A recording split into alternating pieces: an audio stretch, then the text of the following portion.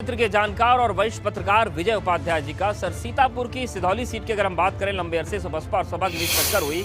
क्या 2022 में आप कुछ समीकरण बदलता हुआ देख पा रहे हैं? क्या समीकरण हो सकते हैं?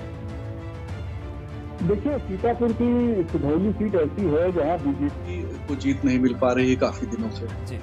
लेकिन लोकसभा चुनाव में यहाँ बीजेपी को जो उम्मीद थी उससे ज्यादा वोट मिले थे, इसलिए थोड़ी उम्मीदों से वो देख रही है भारतीय जनता पार्टी। जो हालात हैं, जो स्थितियां हैं, क्योंकि रिजर्व कॉन्स्टिट्यूंसी जितनी भी होती हैं वहाँ के वोटिंग पैटर्न बाकी सीटों से थोड़ा भिन्न होता है और वही स्थिति यहाँ भी है।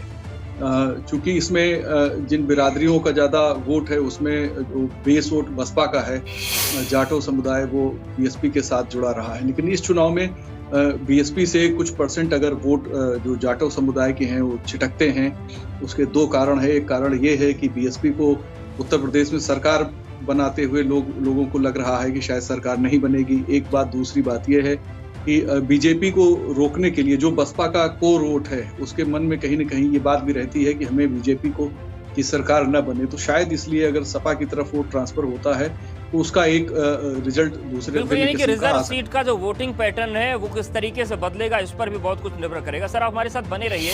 अब आपको सीतापुर की सिधौली विधानसभा सीट के उन मुद्दों के बारे में जानकारी देते हैं जो कि आने वाले विधानसभा चुनाव में सिधौली सीट पर अहम किरदार निभाने वाले हैं।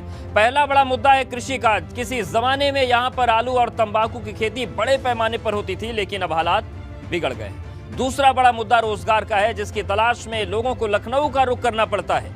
तीसरा बड़ा मुद्दा आवारा पशु है, जो कि किसानों के लिए सिरदर्द बने हुए हैं और ये मसला तो पूरे प्रदेश में मुखर होकर सामने आ रहा है। तो सिधौली से मौजूदा विधायक हरगोविंद भार्गव का आरोप है कि जिस विकास के वादे के साथ 2017 में चुनाव जीते, वो वादे योगी सरकार की वजह से पूरे नहीं हो पाए।